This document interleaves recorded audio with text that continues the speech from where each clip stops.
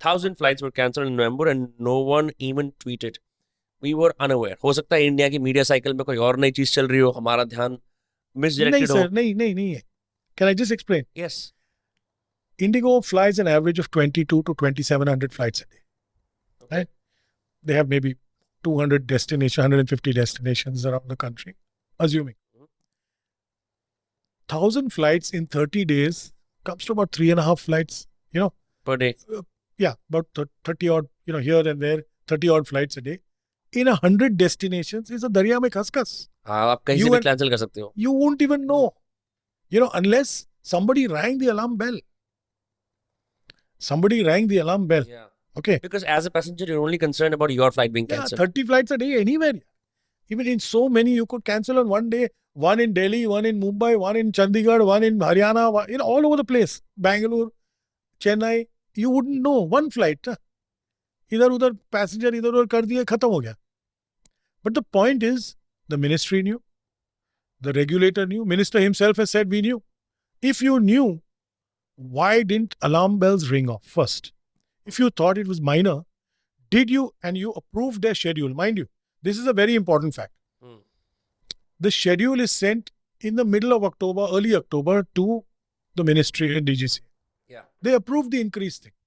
You're also supposed to verify if he's got the crew to operate that schedule. If you haven't, you failed your duty. Okay.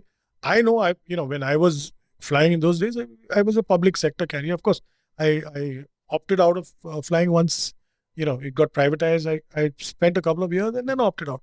But I've seen the checks and balances built into the Babu system of Indian governments. And you had the checks and balances. So what does it mean? There was collusion at some level, allegedly, in the government, in the ministry or the DGCA. It's very important. It's very important to find out where. And we are now seeing where. We've now found out, it's on my Twitter, it's on the guys who signed off on the thing. One is the Chief Flight Operations Inspectorate and one is your joint DG. Tell me who's going to hold them answerable. It's not about having an inquiry with 4 secretaries or joint secretaries. This has to be at a higher level. This should be with the CVC or the CBI, because there is definite collusion and corruption at some level. Aisa nahi hota hai. You can't have somebody saying, okay, I need to have, 10 policemen on the beat. And the guy says, "Arey, chodo na, I'll put 1." And you don't do that. It's here, you're saying I'll have 100 pilots. And I don't have 100 pilots, I have 50. You can't rugget out those 50. Yeah? We've seen over the last 2 years, the amount of young pilots passing away, fatigue, stress. I mean, it's all over all the newspapers. There's huge amount of pressure on pilots, and we have to understand it's one of the most risky, dangerous and skilled jobs going in the world market. He's carrying 200, 300 lives. He's flying a 777, 350 people on that aircraft. If he does a jhabki or so much as a mistake, it can be disastrous for all of them. So we've got to understand that we're not giving him, a holiday in Ibiza. We are actually telling him, you rest a little more so that you can take me from A to B safely.